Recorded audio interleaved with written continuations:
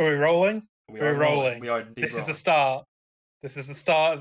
Hello and welcome to the Metal Breakdown Podcast, episode 1, in which we will be talking about our favourite albums of 2022. I know it's 2023 and we've just got into it and we're a bit behind with that. But I think this is a good place to start off with the podcast for episode 0. We get a nice rundown of both mine and Tom's taste in music. We'll be running down why we like them, some of our favourite songs. You'll see where we're similar and where we're different. And I'll let Tom take over. Yep, that sounds great. So basically, we've each done a list of the year, which we usually do. Obviously, we have never done it in podcast form, so that's new to us. So if it gets a bit skewy or messy, then that is why, because we are skewy, messy people at times. So basically, we're just going to run down from 10 to 1, and I'll let Connor give his number 10 pick. In number 10. Also, this is an amateur podcast, so that's why it's also... We're also messy people. But oh, yeah, this is... I wanted to add that... Yeah. We're just doing shit for fun. Yeah. Number 10. Jumping in. Number 10. I will jump in. I am so erratic today. Who knows? I'm quite tired. Number 10. Allegaeon, that we just learned how to pronounce recently. I think it's Damnum, which sounds like denim now that I say it. But yeah, it's a very good, very fun Melodeath album. It reminded me a lot of Opeth at times, and they're one of my favorite death metal bands. Some good riffs, nice heavies. I'm going to say nice heavies for pretty much everything on this list. I don't know what individualism is, and I cannot think. But yeah, one of my highlights was Cold Home. It just reminded me of Opeth through and through.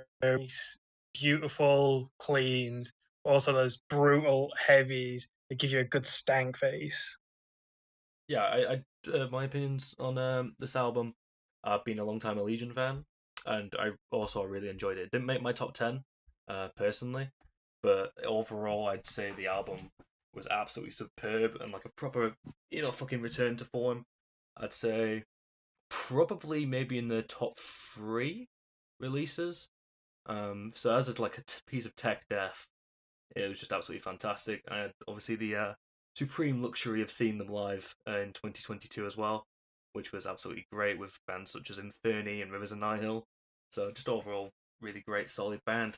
So, on to you, Connor. Your final thoughts on that? Yeah, my final thoughts. I'll let you take over because you've seen them live and I haven't because I am poor. But we'll let you do your number 10 spot. So, in the complete opposite direction to tech death, we have Ardor, a band that I've known for a good few years now. This is probably about 2017 or so. Yeah, I'd probably say about there. With their album Innate Passage. Now, I've been on these guys, as I said, for a few years, and every release has been stunning. I said they come from very much like a stoner sort of rock, sort of metal background, and everything they've released has honestly been pretty fantastic. So obviously key highlights of this album are actually the start being Catastasis and Endless Return. It's about 10 minutes each track, and that 20 minutes is just, you can just sort of dissociate with your life for a little while, just sort of envelop in the music. Perfect for if you're going on like a drive, just that sort of visceral sort of sludge that just tasty, a good meal.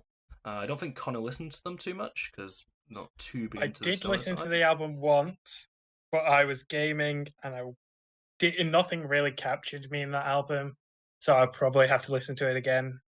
Yeah, it's very much one of them ones where I think it's absolutely fantastic to sort of play in the background of your life and almost be like the soundtrack to it. Well, I'm a much bigger stoner sort of metal and rock fan, so obviously Ardor is right up my alley, being one of the best bands in the genre. So absolutely love the album, and we'll go on to number 9. Well, jumping right into my number 9 is Darko US with Oni. Fuck me. Speechless, no words. They are some of the best things in the metal scene at the moment right now. Holy shit, everything they've released has been fantastic. They've not lost form. They're releasing so regularly. They've got another album coming up this year, for fuck's sake. One album Yeah, we just every had an year, EP as three well, didn't we? years. Yep. We've had an EP, then next year an album, and then last year an album and an EP. And Unreal. another album this summer. Madness. Madness. So on Orny itself, what did you like about it? Oh, it's more Darko. It's alien noises, it's brutal chugs, blast beats. Give me those growls. But then they also know how to have a nice chill song. You've got my highlight of the album, Anna, with I think it's Taylor Barber of Left to Suffer, if I'm not wrong, featuring on it. Yep, yeah, I believe so. Fun rhythms, crushing stuff, and but then also have Rory Rodriguez of Dayseeker featuring on Come Home, and such a beautiful song that contrasts the rest of the album magnificently. Yeah, what I find with Darko is they're probably one of the most interesting bands in deathcore at the moment. I thought this sort of genre got a bit stagnant for the last couple of years. So in the early sort of 2010s, obviously you got the sort of early deathcore bands, or even before that in the 2000s. But in about 2016 or so, I just thought, really deathcore as a genre was really stagnant, to say the least. You had bands like Infinite Annihilator at the time that were really Yeah, fucking well, bringing out the like best stuff. But so over the last 3 years or so, with bands like Darko, just fucking pushing it to a new level. most people would say I'm a deathcore fan. They'd summarize my taste in music as deathcore. Yeah, that's your Uh, favorite but genre, I would say. but I'm not a huge fan of old deathcore. It's all the modern stuff that's come out in the last couple of years that's just fucking weird Shadow of Intent, that I've Brand of enjoyed. Sacrifice, Modern Times of the Swarm. You know, Yeah, all that shit. That's good shit. I can't really gel with old Whitechapel or Suicide Silence as well. I like modern Whitechapel much more. yeah, a lot more of the heavily produced sort of end of deathcore. I say like that Oni album by Darko. I do enjoy it myself. It's very tight. Like the way the production is on it. It's like bolt nails, like machinery almost, which is quite nice. I say it's very different from something like black metal, but enjoyable Hmm. nonetheless. Well, it also considering that this is a side project, it's just so good. Yeah. So looking forward to the album this year. I'm sure it might make one of our lists later It in will this year. probably make my list. They've always made my list. It's a tough competition. But at my number 9, we have a post-hardcore band from the good old US of A, being Greyhaven. So this is a band that's been around for maybe about 10 years. Yonks. Yonks. They've been around a while. So they've got some good albums, and the latest one, 2022, was This Bright and Beautiful World, and it really is just a heavy masterpiece. Came out around the early side of 2022, but I didn't get around to listening to it towards the latter half. I just snuck right into my top 10 towards the end of the year. Um, some real highlights off this album, for me personally, would be All Candy, Foreign Anchor, The Quiet Shakes, and finally, I think also In the Room Where Everything Dies. So, It's a fantastic opener to the album. yeah, it's really a sort of album where you need to be into the style or sort of the erratic nature of where things go. Just expect the unexpected at times, where your traditional sort of musical structure is just potentially not present, or just is present, but maybe in a bit more of a unique way. We're going to hear that a lot from you, aren't we? Yeah, although Connor's a big deathcore guy, I really love prog, mathcore, hardcore, anything that really takes a spin on your traditional song. You've been going heavy on the mathcore recently, so Yeah, so I do enjoy pretty much every sort of era of it. Really enjoying the modern era that's sort of springing up again over the last year. but also I just really enjoy the old sort of mathcore stuff. Dillinger Escape Plan being one of my favorite bands probably helps with that. So I don't think you've listened to the album too much, Connor, Not a great deal, but but I obviously, have listened to it. yeah, I say really great fun. Snuck in at the end, and yeah, we'll move on to number 8. My number 8 is, I guess, kind of similar to my previous pick of Darko. It's Paleface with Fear and Dagger. Yeah. Now this Beat one, down. this one hit early. Oh, it was a good start to the year. Nice, brutal heavies that punch you in the fucking face. Yeah, I remember That listening to this barbecue we had and just throwing it on the orcs, and everybody just like, damn, damn.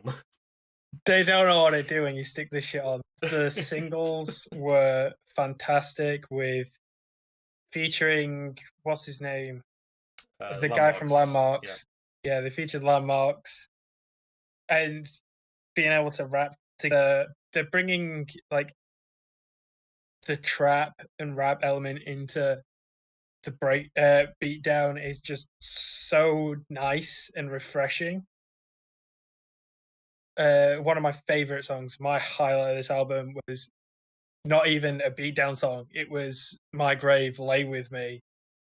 And it's so different from the rest of the album. It sticks out so much because it is just like, it's more of a rap and trap song with beatdown elements than the other way around. And I love that. I love that difference. I think it shows off the talent as well, just in songwriting quality, because a lot of bands in the sort of beatdown sphere at the end of the day, it's very much the case of we're just going to make an album where we punch you in the face. And that's good and all, and I obviously really enjoy that. But having something or proving that you can go that little bit further and do something that sort of breaks the conventional norm can really sort of elevate an album, in my opinion. Yeah, no, that those things just really did, as you say, elevate the album. There were motifs throughout the album. I like a good motif. It's just solid music throughout. I thought. Yeah, no, genuinely, really enjoyable experience overall. Okay, on to my number 8. We've got a band that probably nobody listening to this has heard of, although they're not small, but they're relatively small, and that is Static Dress with Rogue Carpet Disaster. So I believe this is a UK band that is Yeah, fairly young, and the way I would describe this album is just really, really good fun. It's only 40 minutes, so sort of in and out, sweet sort of kiss and a punch in the face. They sort of do a really great job of jumping between sort of like hardcore, visceral screams and almost like metalcore melodies and singing. So overall, it's a bit everywhere, a bit like almost every album on my list. Um, but highlights and definitely sort of the start of the album with Flea House and Sweet. They are tracks that really will fucking kick you in the nads, but you'll have a good time with it. And then we've got other standouts as Such a Shame, which is a bit more on the melodic side of things, but again, bringing that really sort of fun, hardcore twist to it. It's almost like modern extreme emo in a way. Um, but it's a really fun album. Really recommend giving it a listen if you're into the sort of more extreme, sort of dissonant side of the sphere here. And yeah, that's my overall sort of I mean, basic I thoughts. have heard people describe them as like an almost new emo in a way, Yeah, I think but emo is a very awkward term to throw on them because if you're thinking My Chemical Romance, then you are in the no, they complete ain't my wrong. You were chem. in the wrong ball house here. Think again, your Dillinger Escape Plan, a bit like Greyhaven, but mix it with like Midwest emo from the late 90s, early 2000s.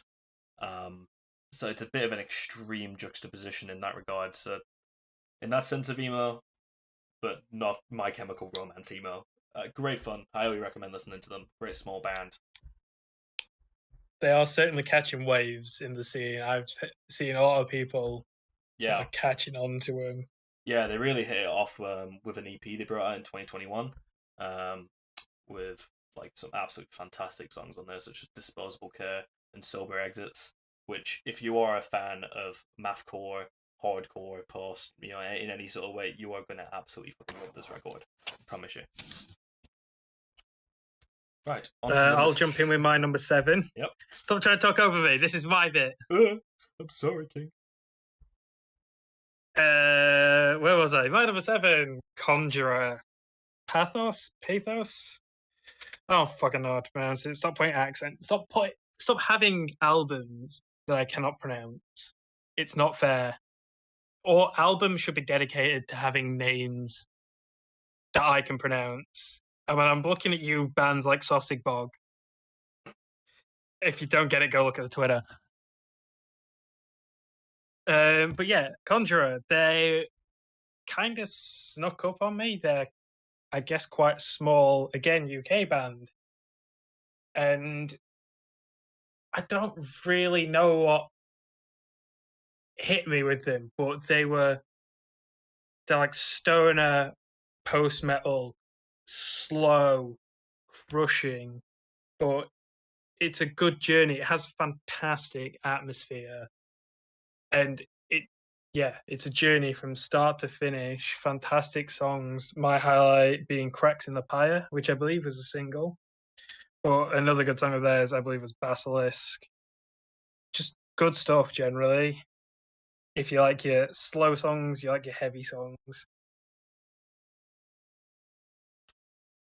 Yeah, is that everything? I guess that's everything. Cool.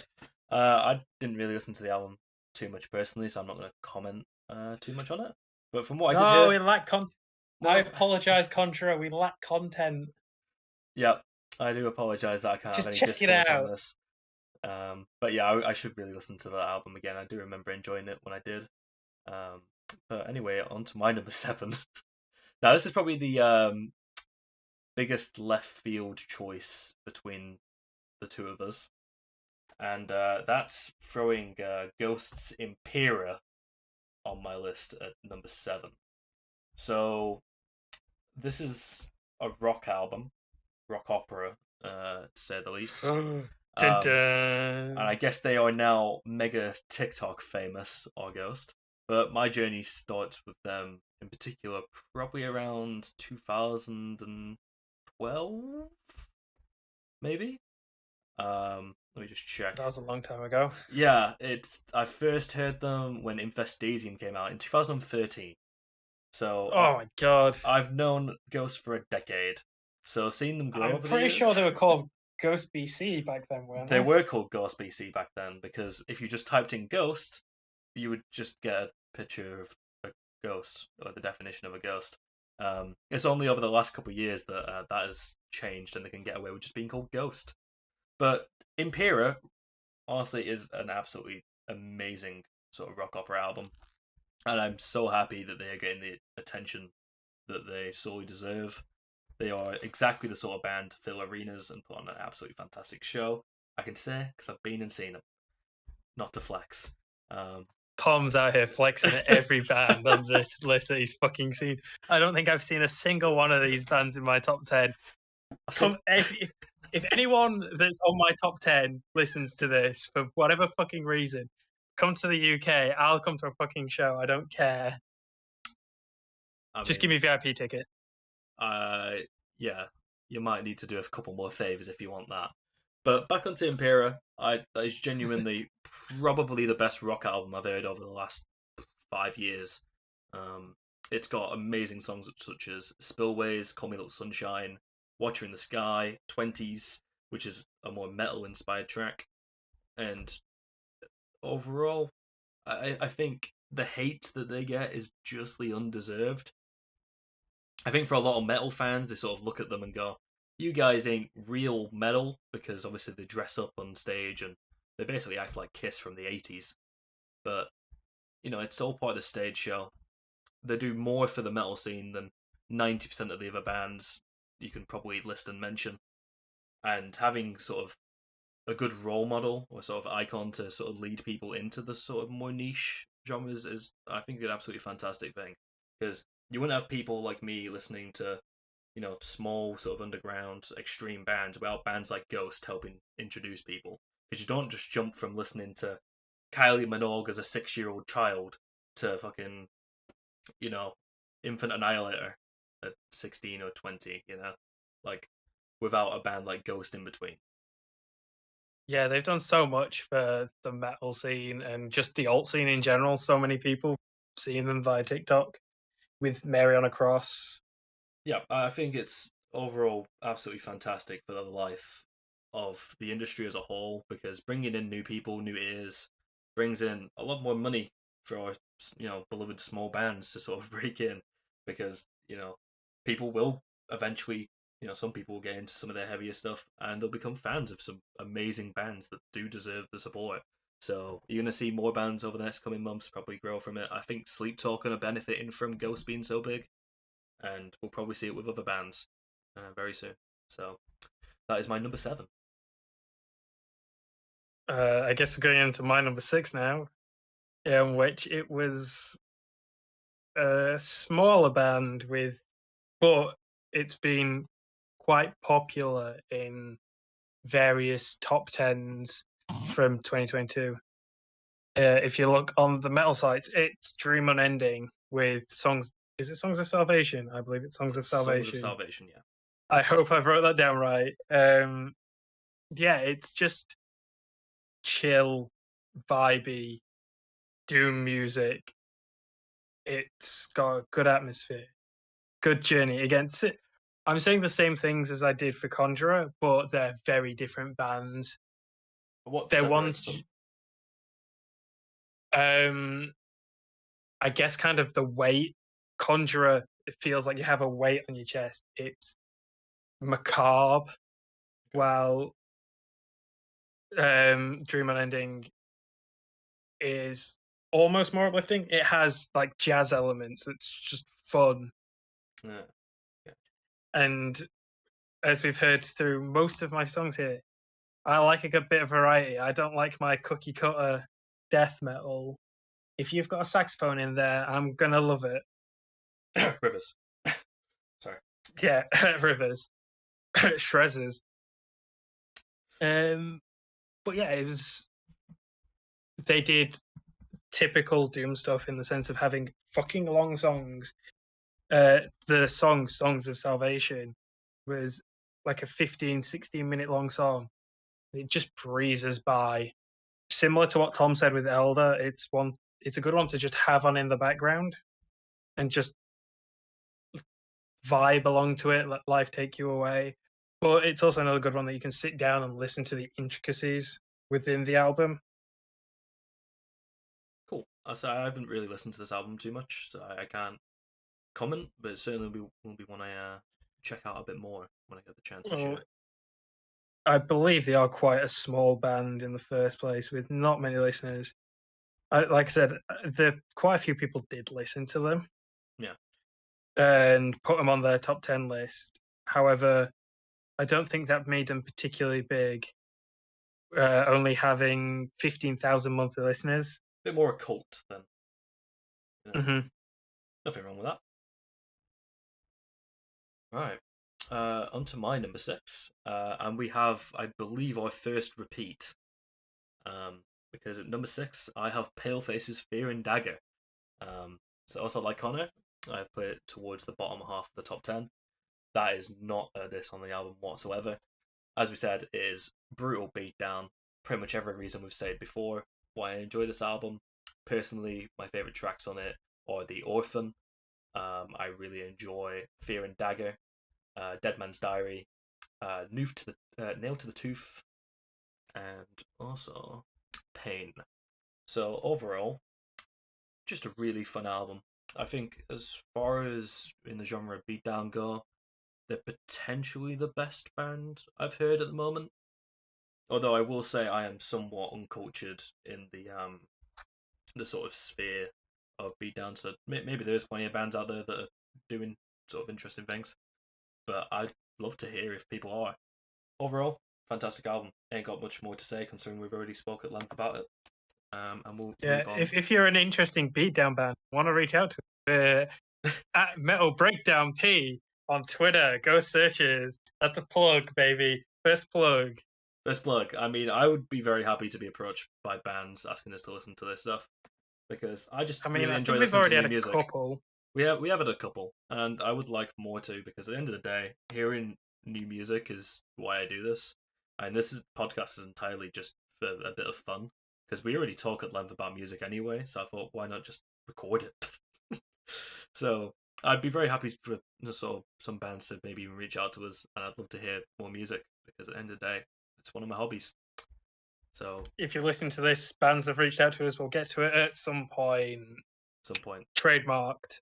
My trademark soon. All right, on to your number 5. Number 5.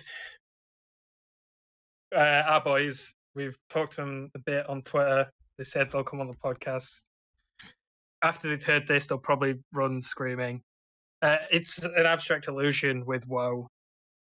It's a fantastic album. I believe I was just playing some games on the Xbox and Tom decided to put it on in the background.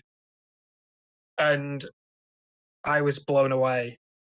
I can't remember what song came on, but it was absolutely fantastic. Tear Down This Holy Mountain. And from that point, I was hooked. I could not listen to this. We were talking at length about this album when we were listening to it. The intricacies within the music, it's expressively dark. It's got good varieties. It's got genres. It's got fantastic riffs. It's atmospheric. I could go on, and Tom could probably talk at even more length about it than I can. Oh, I will be. And he will be. Stay tuned for that. But my highlight is probably Prosperity. It's, in schemes of the album, one of the shorter ones, but it's still 7, nearly 8 minutes. But a short journey. Quotation marks, short. When you've got 11 and 14-minute long tracks, yeah, 7 minutes is a short one. But yeah, God, is this album good. The riffs that they play in Prosperity hook me every time. I love to put this song on repeat. Other highlights are Tear Down This Holy Mountain. Stop putting songs that I can't pronounce. Glosterkrans. And In the Heavens Above, You Will Become a Monster. All fantastic songs. Yeah, I'm not going to speak too much on this album just yet because spoilers, it is on my list a little bit further down. So we'll move on to my number 5, I believe. Number 5? Yes, you're number 5. And that is Fit for an Autopsy with Oh, What the Future Holds. And boy, what a future this band has. So I first got into these guys pretty late, I guess you could say, with 2019 and the Sea of Tragic Beasts. And then probably went a little bit back through the back catalogue from there. And overall, that was an absolutely fucking fantastic album even back then, thinking back on it. But a bit of a different style, a bit of a different genre. And they really sort of stood on top of the sort of tech death sphere, like progressive tech death sphere. But what I wasn't expecting... some people would class them as deathcore. Yeah, somewhat at times. So, What the Future Holds is definitely a step to the left for them. As I wasn't expecting almost like a Gojira inspired album from these guys, but it really works. I say it mixes a lot of the elements they previously had with obviously a very clear influence from Gojira, and we get amazing albums like Pandora, Far From Heaven, Two Towers, Collateral Damage, and Savages, to say the least. A song called Savages that isn't awful. Snake Hills. So genuinely, throwing shade. What? No, you didn't hear a thing. So overall, it was an album that came out early on, and from an initial listen, I was like, "Wow, this might be my album of the year." from right at the start of the year. Obviously, it's number 5. We have some absolutely amazing albums coming out in 2022, and that is not a diss whatsoever. But sort of the mixture between the sort of deathcore elements they bring, the tech death elements into that sort of progressive style Gojira brings, actually it's a really interesting sort of results. And it's an album that's probably going to be on play and in my rotation for years to come. I say I still regularly listen to quite a lot of the songs individually, which is not often for me. I tend to listen to albums. So, overall, absolutely fantastic album. I'm not going to say much because number 4 for me is Fit for an Autopsy, or What the Future Holds. And now I can talk about it because it is my number 4. It is the best deathcore album of the year from people that describe it as deathcore. It's so different. What Tom said. Tom didn't describe it as deathcore. Well, I think the majority of the scene would, but it doesn't feel like a deathcore album. It's too melodic. It's fantastic, beginning to end. Like every song on it is good. I can't really add too much more on what Tom says. It starts off with a banger. Oh, What the Future Holds is so simple, but when he screams that title, all the instruments cut out and then smash back in together, gets me every time. I'm pumped, I'm hyped, I'm ready for this album. Going into Pandora, fantastic song. Far From Heaven, just Gojira. It's fantastic, but it's a Gojira song, and we love Gojira. Two Towers, one of the best songs, individual songs of the year. Good melody, good chorus, but still maintaining that heavy. Savages, being fantastic, and The Man That I Was Not, fantastic ender to this fantastic album. Yep, pretty much. I did pretty much everything I didn't say there. I think obviously genre definitions can be quite difficult when you do get bands like Fit for an Autopsy that sort of bend and weave what we traditional sort of put in a box. And I think What the Future Holds is a perfect name for that album. It is like the future of this band, I think, because I guess I listened to Sea of Tragic Beasts, but I could not get into that album. I didn't think I'd be a fan of Fit for an Autopsy. I didn't think I'd enjoy this album, what Sea of Tragic Beasts was like. But when it came out and I listened to it, I was like, damn, this is so good. I hope to see these guys live one day. I hope to too. So I really look forward to seeing them at some point. That is definitely on the wheelhouse. So I think both of us. Right. Number 4. Or my number 4. And this is the weirdest out of either of the lists. And that is Sigh. Which is a Japanese project. I don't know if I would call it a band, considering it seems to mostly be a dude and people he hires to do things. I was going to say, isn't it just 2 people? Yeah, it is. And obviously he hires in a band for the live stuff and that. But essentially, they have been around for a long time. Like 30 years, I believe, if not more. But I first got into them back in their 2018 release, Her to Despair. And that was thanks to Cover Killer Nation back in the day, YouTube channel I used to watch. Rest in peace, the channel. No longer makes videos, but absolutely great guy. So the latest release, which is my number 4, is Shiki. And this sort of builds on what Her to Despair was doing, which is... It's a very weird black metal meets sort of a million different progressive elements, tying back even to some like traditional Japanese sort of rhythms and notes and instruments at times, along with like the more surreal black metal vocals. I honestly have no idea what he says pretty much at any point during the album, but for this really the songs are all interesting and sort of bring you sort of a different side of the black metal coin that we're so used to listening to. I find black metal can be very samey at times, So this is just like an experimental progressive piece. It's probably one of the highlights of my year of 2022. And just some shout outs for some songs that I would definitely recommend listening to off it would be the first song on the album, second? Kuroi Cage. I definitely a I'm not nice. Japanese, so I'm not helping you with. Already know what my opinion bands I can't pronounce. Yeah, I am absolutely butchering these pronunciations. Um, there's also Satsui Geneshi no Ato, and I'm not gonna. You know what? You know I what? would say that's my highlight of the album. Yeah, I'd say some of the like dissonant chords they decide to use.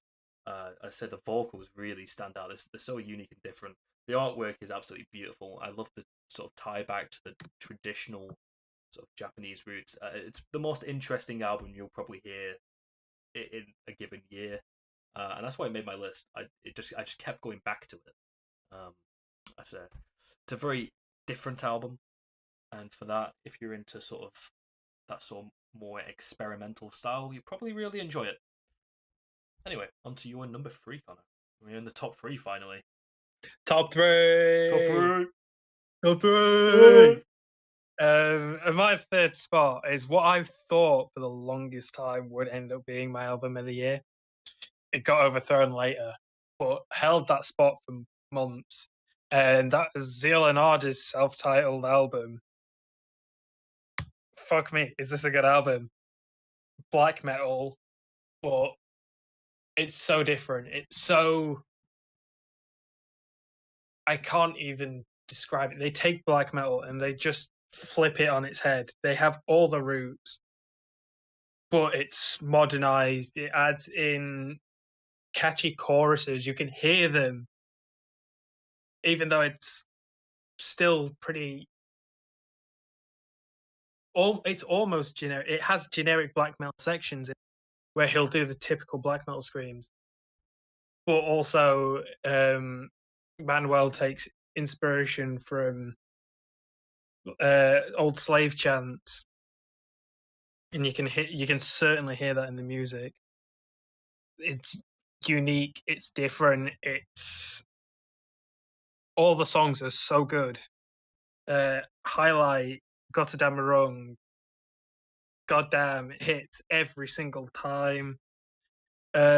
Churches Burn was a good song. All the singles, Row was good. I'm trying to remember the other singles that there were. So many. This album is just jam packed from beginning to end with all the songs. Do you want to talk on it a bit, Tom, while I try and find out what? Yeah, no, I absolutely agree. I say, although this did not make my top 10, it was in my top 25. Absolutely love this band for years. I think it's an evolution on the first full LP being Stranger Fruit. And it takes a lot of them sort of blues, American soul elements, but it brings it more than just genre bending like it was in Stranger Fruit. Although that was really fun and interesting, love that album to this day. It does take that and sort of creates it into a bit more of a cohesive package between the sort of different genres they've been blending together. And I think they've really stepped into an identity of their own. I think with a band like Zeal and Ardor, you sort of are at risk of falling into sort of beating a dead horse to death, especially when you've got a gimmick.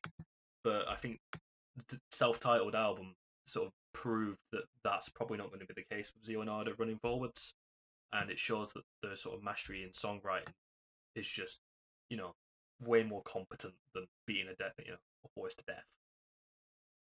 Oh, one thing I completely forgot to mention is the social commentary that goes on from this. Tom listened to him back at Stranger Fruit, or I couldn't get into him. But what did get me into them was Wake of a Nation, in which it's about it came out around the times of the BLM movements in America, and just, the songs are about that, and it's fantastic. And it continues in this album with songs like Bow, where he sings about bow down to the American way and how you're forced to take on this oppression. And I love that kind of social commentary in my music. It adds so much emotion and so much depth to the album. Yeah, I feel it brings up almost community, in that you can be into music that can also have a message and a meaning. Um, and I think music's sometimes a great way to convey what a large group of people can be feeling, especially during times of strife. And I think that's why so many of us listen to extreme music and metal, because it's sort of like a gateway for us to sort of let out a lot of feelings that we might be feeling on our day to day lives. I don't know what you or anybody else is going through, but I think metal's a great escape. And yeah, obviously adding some politics into that, it obviously works in tandem. Yeah, it allows people to speak freely and be able to express their anger. It's especially good for that sort of uh, politics with the BLM movement, where they are angry at the system, and other bands have done it fantastically. We can look at the key one being Rage Against the Machine. It's literally in their name, and they use that anger to their advantage in their music to create some fantastic stuff that has stuck around for generations. Yeah. So on to a complete opposite note, we've got a band that likes to tell stories. At my number three, and that is Gloom in the Corner with Trinity. And hot giggity damn, there's a reason this is number three. And it very well could be interchangeable, honestly, with my top three. This is a very tight race now towards the end. And this is an album that sort of came out in the latter half of the year. And when I did eventually hear it, I was just mesmerized. I've always been quite a fond fan of metalcore, um, or specific parts of metalcore anyway. Not too fond of the 2010s, but overall, metalcore in the 2000s, absolutely love it. Modern metalcore in sort of the late 2010s to early 2020s, love it as well. Um, and Gloom in the Corner, probably the front runner for the most interesting take on what you can do with metalcore in the modern era. I think it's heavy as anything. It's got moments of just serene calm. I love the sort of juxtaposition between the vocals at times. Obviously, having female vocals in metal, I absolutely love and wish more bands would utilize, especially in sort of a duetting sort of style. Works really well. More bands need to sort of utilize this. Plenty of features, including Ryo Kinoshita, which I probably pronounced awfully, Taylor Barber, Lauren Babick, and plenty of others that I could probably mention. As for songs, there is pretty much a plethora. I could just list the entire album, to be honest. So if you're going to listen to it, just listen to it in full. You'll probably enjoy the entire thing.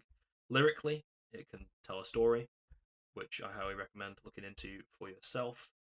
And overall, I'm not going to add too much more because Connor also may have this coming up. He does this like it's like a planned segue, and it's just, you're a pain in the ass. Yeah, I am. Number two, I have Gloom in the Corner, Trinity.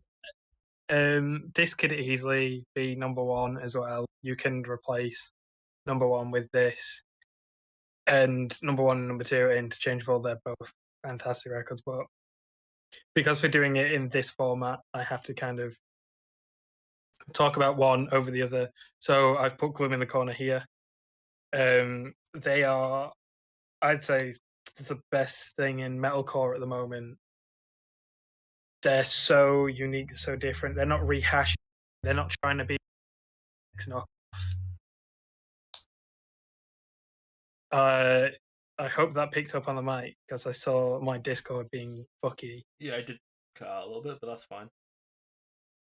Yeah, I'll try and go over that again. That they're not being an Architects ripoff. That so many bands are being in not deathcore, metalcore at the moment. Yeah. The story, I loved the Sherlock Bones saga that they had from the previous albums, and they've finished with that. They've moved on, and they're still just as good at writing concept albums and an interlocking story. The transitions between songs, I absolutely love. I love the fact whenever band can make an album and the songs just flow into one another. You don't know where one ends and another one starts. It feels like a big experience, Yeah, and that so much thought has gone into it. yeah, it's just a really overall. The best way I could put it is a fun experience, and it's exactly what you want out of this sort of album. Because not every time do I want to listen to an album and I want to feel sad. I ain't going to be listening to Godspeed You or Black Emperor if I'm in a happy mood. But if I'm in a mood where I just want something that's just going to be just a really good time and just going to give me an hour of just visceral sort of excitement, then Trinity is right on up there. And obviously that's why it's my number 3 and your number 2. Yeah, no, it's a solid album. Like I said, transitions, the songs individually, you can just listen to the songs individually, and they're fantastic. Highlights, New Order, Ronin, Behemoth again Yep. with that rap. Gotta have that bit of rap in the metal. Shakes things up. It's nice. It's different. The atmosphere of Red Clouds, and to finish on Hail to the King, just that soaring chorus or soaring verse. I think it's chorus. Yep.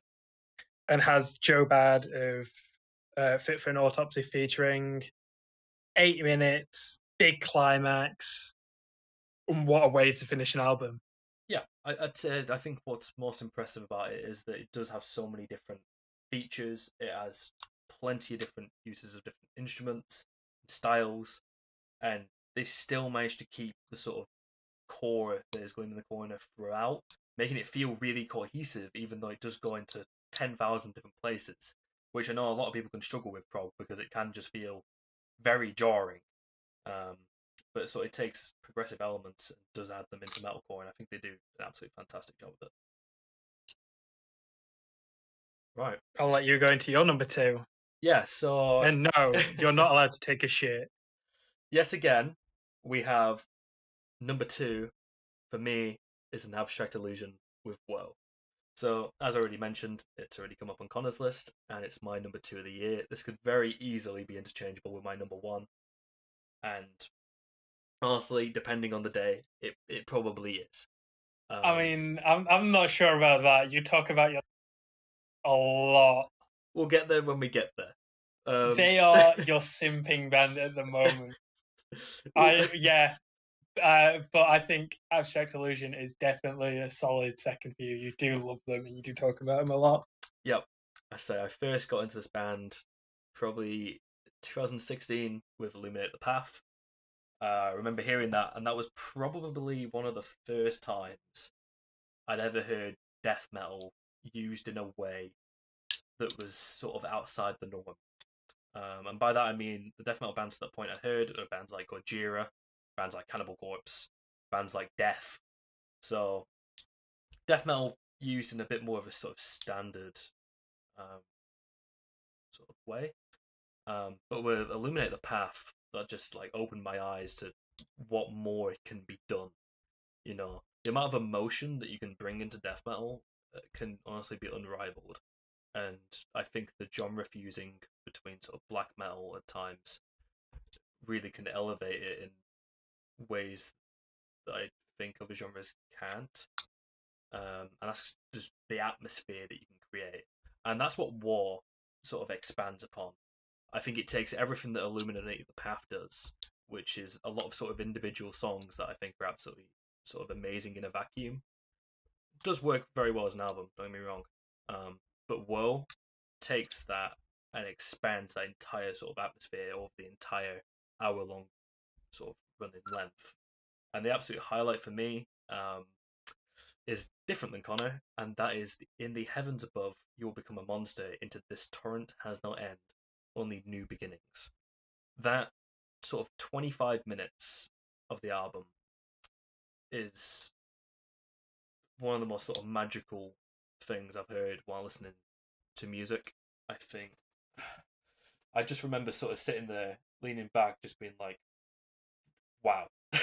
So the places it takes you and the emotions that you can go through in the space of 25 minutes is unbelievable. It's very much sort of a progressive masterpiece in terms of song structure and writing. I think the lyrics are crushing and interesting, and overall, the album as a cohesive piece is just one I can stick on over and over and over again. And I even managed to force my girlfriend to listen to it, which is impressive. Oh damn, that's poor her. I can imagine she did not particularly enjoy sitting through that. Actually, she did. Really? Yeah, Oh damn. to put some context in, she mostly listens to bands like Fall Out Boy, My Chemical Romance, Nickelback, Ghost. Ice Nine Kills, Ghost. So a lot of rock, mostly sort of American rock.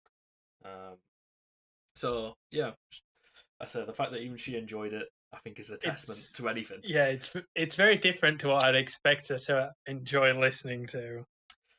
Yeah, and overall, the reason why probably it's more number two than number one, it is very close. Is that I do sometimes have to be in the right mood to put this on. Whereas I think my number one album I can just throw on at any point during the day, whether I'm intending to listen to it or not. Whereas this album, when I do play it, I sit there and I listen to this thing from back to front. I need an hour of time where I can just listen to this album, because I refuse to listen to it not in context, because the entire sort of first 35 minutes really just sort of builds, and it's sort of why I enjoy Between the Buried and Me so much, and why Colours, and particularly White Walls and Enter the Sky, are some of my favourite pieces of music. Because it's all the context surrounding each song that sort of builds and sort of falls into each other, callbacks between sort of different pieces and sort of riffs and licks at times, and the musicianship is something really to be marvelled at, and I hope they do well at themselves for it. I believe that they'll probably do quite well in their own little niche sphere. And hope they release another album soon. Yeah, I mean, I'm fine with waiting another 6 years if it needs to be another 6 years. But also, if it's 2 years, I ain't gonna be complaining. I'm not. I'm impatient. give me some more good albums. The more good albums, the better. Yeah, I say I ain't no pressure. It takes as long as it takes. At the end of the day, you don't want to rush perfection, and I think that's why Woe is as well perfect as it is. A 10 out of 10 for me, and a genuine masterpiece. Now, here's where the amateur bit comes in. Unless Tom decides to edit this out, we'll see. Is this where we're going to do honourable mentions, or we're skipping them? I'd say we do a little bit about honourable mentions. You don't just name a couple bands that really caught your eye. Doesn't need to be in any particular order. Just albums that interested you that maybe we haven't talked about. I'll go through the honourable mentions I've noted down on my notes. That'll be Disillusion's album, I Am. Really good album, really vibey, good progressive death metal. If you enjoyed Abstract Illusion or Opeth, you'll enjoy that kind of thing. It's very good. The only reason it's probably not on my top 10 is because I listened to it so late in the year. It didn't really have chance to settle in or for me to give it multiple re-listens. Another one is a band I hate trying to pronounce, but Asuna Joki with their album Island was fun, mathcore-y, post-hardcore, that kind of thing, and just quite fun. But it doesn't quite stick out as much as the other albums. And my final honorable mention will be Chelsea Grin's Suffer in Hell. Love Tom Barber. I've talked enough about Darko, and Chelsea Grin is doing equally good stuff in the scene. Not quite as experimental or different, but still fantastic stuff. The main reason why I didn't get up here is it didn't feel finished. Because it's a double album, and I will simply have to wait for the other half. Well, in that jumpy edit, maybe jumpy, we'll see. Very lightly jumpy. I'm very bad at editing. We're very amateur, and we don't have an editor, so we're just going to have to suck it up. I went to business school. I don't know what I'm doing. I'm even more incompetent. I don't know what technology is. Goddamn politics student. Anyway, I'd like a drum roll. Well, I say I'd like. I mean, I'm going to give you one. For number 1. That just sounds like fapping. Okay, let me hit it on the table then. How's that sound? The one, Kardashev, Liminal Rites. God, this is a fantastic album. The Kings of Death Gaze. There's so many words, and I don't even know where to begin. Is it depressing? I'll start there. I believe the story is about a man with dementia who returns to his home, and it is heavy, not in the sense of like crushing riffs and that kind of heavy. It's emotionally heavy, and it's a sad, gloomy time. The singer is fantastic. He can do those brutally heavy vocals, but such perfect cleans at the same time. The juxtaposition between the two, chef's kiss. I have nothing more to say. It's similar to Gloom in the Corner in the sense of the transitions are seamless between the songs. It feels like a journey.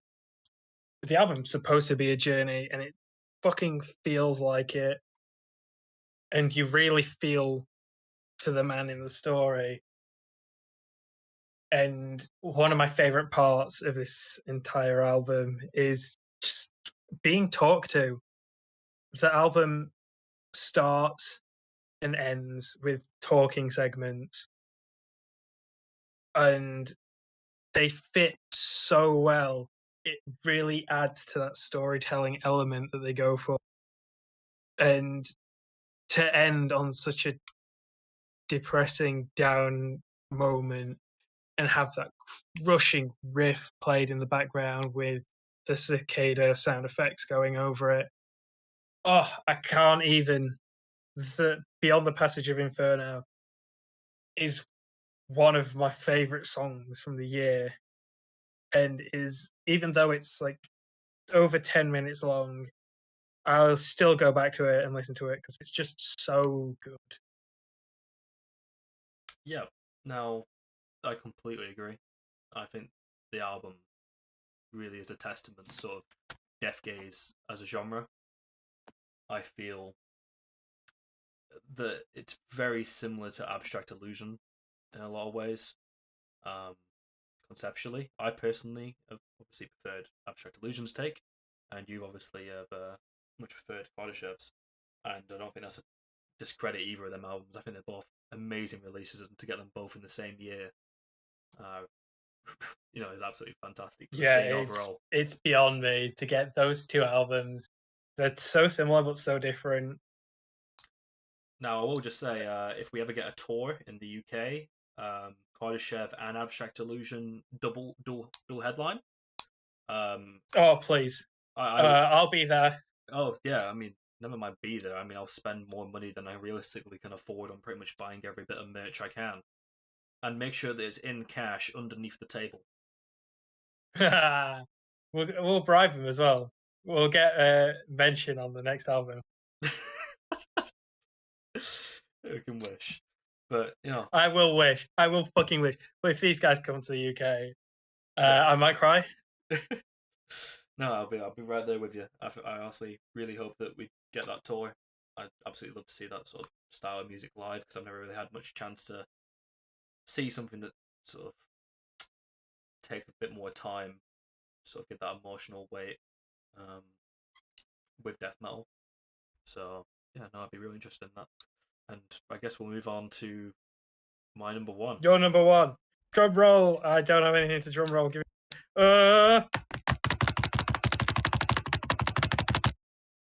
Okay, now that sounded sus as anything.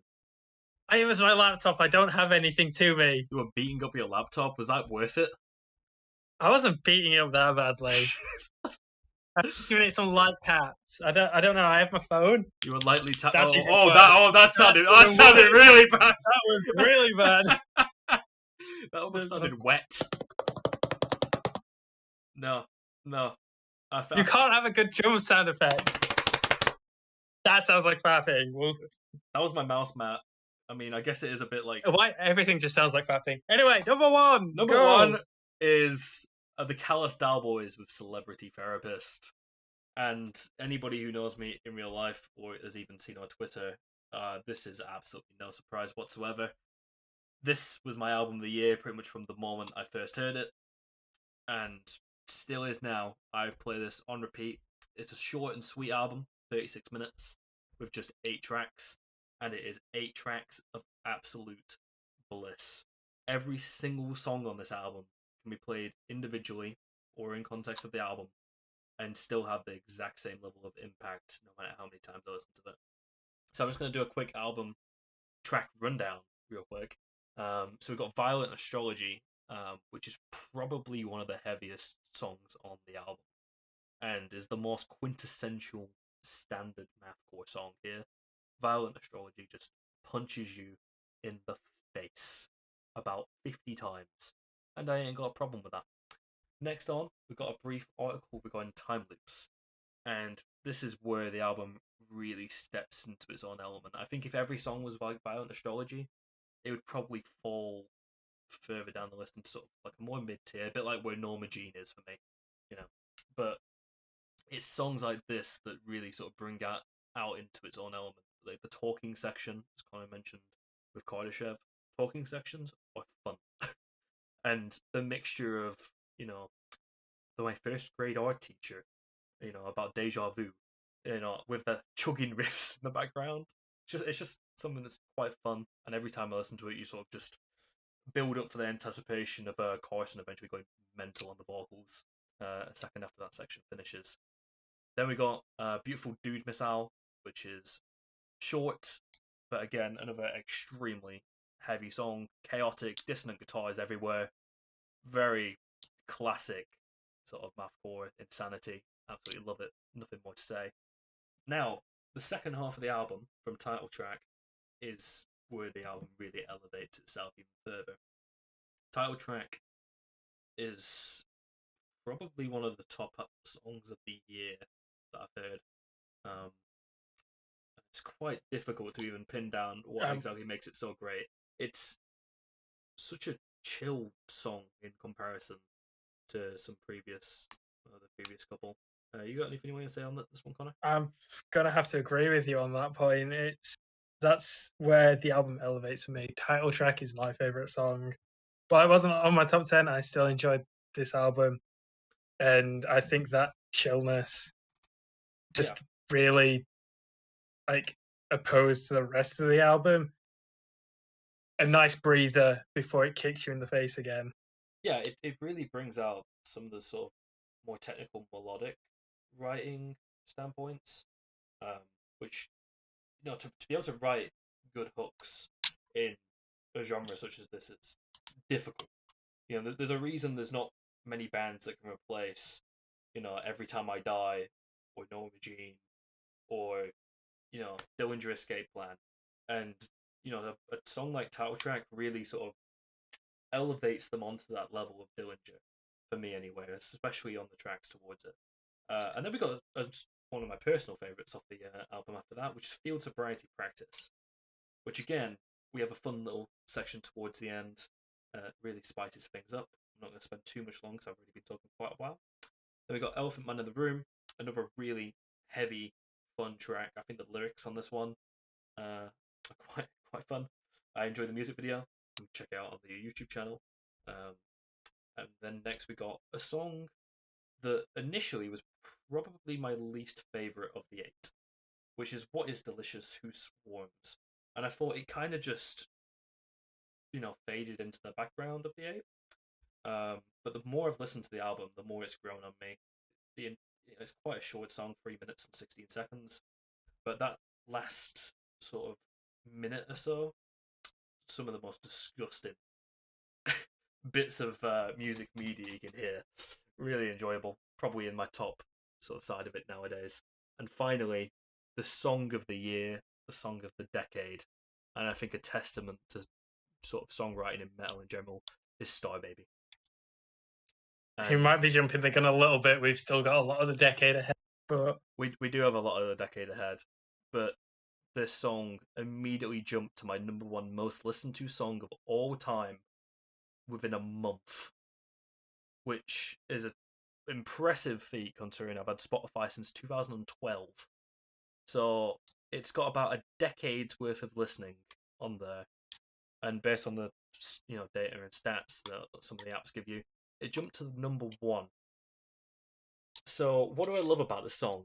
I think it is very much like I said with some of the previous tracks. It takes that extreme mathcore style of writing and just elevates it so much further by also sort of sticking a middle finger up at anybody who is unwilling to sort of make their way through these sections, these harsh sections, and stick the finger up at people who cannot see the beauty sort of in the abstract chaos.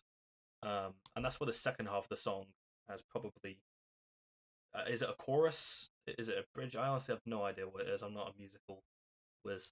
But that last sort of 2-3 minutes with the sort of melodic singing is genuinely some of the most beautiful sort of songwriting I've ever heard. And when I do see this live, which I will do soon, I just bought tickets to a festival just to see this band. Yes, I am that crazy.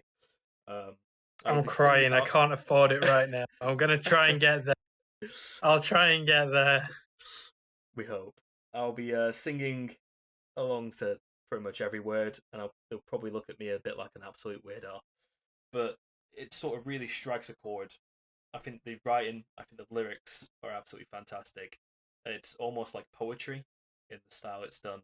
It's nonsensical at times, and yet it sort of very much has a lot of meaning that you can sort of determine yourself. And I think they've intentionally left it fairly open. I think one of the coolest things about this band in particular is that they have a lot of different sort of musicianship talent going on. We've even got a lot of violin that just makes like the listening a bit more sonic. There's a lot more to listen to. And every listen you can sort of pick up a tiny new little thing. It's filled to the brim with references and all sorts of fun little things. It's probably one of the only albums that I actually got bothered reading through the lyric book for, which is a rare feat in of itself, considering I never bother doing that, considering I hardly ever listen to lyrics in music. You've got the hard copy as well. You don't have the hard copy of shit. Yeah, I actually do have the hard copy. And so even my girlfriend bought me that for Christmas, I believe. So I'm very excited. Absolutely fantastic album. 10 out of 10. I say Star Baby, probably my song of the decade. I think it's an absolute feat of musicianship and writing, and it sort of takes on one of my favourite songs by Between the Buried and Me, which is on the Silent Circus, which I'm absolutely going to butcher the name of, which is Agadugamet. Oh god, I know it. Yeah, Agadugamet, which it very much is the similar thing, where it's 2 minutes of being punched in the face by probably the most extreme sort of heavy style music you've ever heard, and then a chorus based on singing melodically and giving you the sense of beauty that you can get with music too, and pointing sort of a middle finger at anybody who is, unable to see past some of the harshness, to see, the beauty in heavy music. And I think it extends out of mathcore into other genres such as death metal, black metal, deathcore, metalcore, where if you're willing to look past the initial sort of harsh exterior, there's a lot of beauty to be seen in this music. That's why it's got so many fans. Sort of the ride Die Hard. So that's my number one. What a positive way to end the podcast of episode 1. Yeah, that really was obviously quite a long episode. It's about an hour and 15 minutes. I don't know. I lost track of time. I guess if anyone's actually listening to this, yeah, like not just like the start of it, but this bit. Yeah, if you made it this far, that is impressive. You've managed to get this far listening to two fucking idiots what talk about music they like. You're listening to an indie podcast, fellas. What are you doing? No, but more than that, thanks. Yeah, it feels weird just thanking nothing at the moment. Just thanking my screen, but it is episode 1. Yeah, and I'm hoping someone watches it. Yeah, if there's one person out there that makes it this far, comment, Oh, are you doing the commenting thing? Yeah. What was the like comment? Cheese. Cheese, Cheese. cheese, Cheese. Yeah. cheese, I mean, it's such a random word that you cheese. would never, associate. But like, if you did make it this far, comment cheese. You know. That'd be pretty cool. If I see cheese in that comment section, I'll be happy. I'll be even more happy if it's someone we don't know. Oh I'll yeah. be still happy if it's someone we know, but if it's someone we don't know, Yeah. All the more impressive. So. I will be taking a screenshot and I'll be sending that to Tom, being like, Yeah. "Oh, there's Yeah. a person that watched it." Yeah. So this is an episode that I think is one that potentially people could even go back to. So it's just an album of the year list. So you never know. Somebody in 5 years' time, where if we've been doing this for a while and we've actually managed to make something of it, maybe they come back and just 5 years just put cheese. Or in 5 years' time, there could be nothing on the channel at all. I died in the tragic world war over gas and oil that was found under Lincoln, Nebraska, Wow. USA. Yes. It's some random shit. Like world politics at the moment's wild.